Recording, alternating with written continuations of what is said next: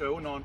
A ber, emango izuet adierazpen batzuk hasi berriak, bizikleta bat nola izan berri zuen, nola mantendu berri zuen. Mantenimendu minimo bat, bizikleta garazoik ez emateko.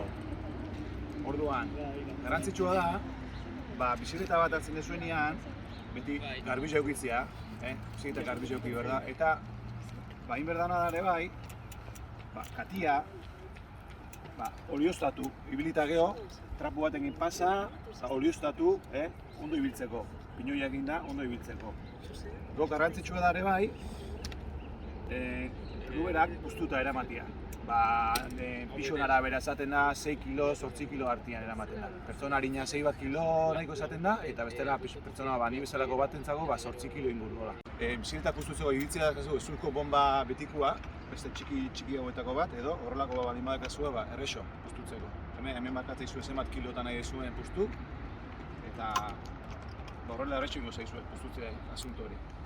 Gero, importantea da bizikleta, estudio biomekaniko bat egitea oso importantea da, baina, danok ezin dugu hori egin, eta hasteko igual ez da biharrezko esango, hasierako bueltak eta egiteko. Baina importantea da bizikleta bat eroso izatea, oso importantea da eroso izatea.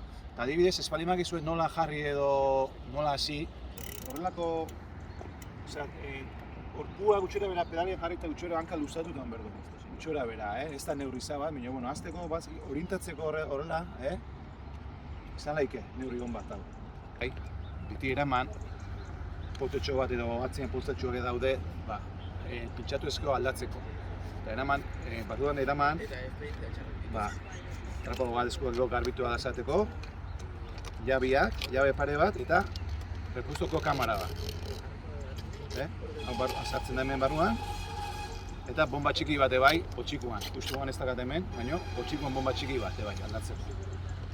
Eta noski, gaur egun dano da gau mobila, eta hori eramaten garrantzitsu zerbait gertatu ezkero, eta ez baldin badezu asmatzen aldatzen kamara edo, mobila beti lagunduko dizu, etxea ditzeko edo lagun bate ditzeko.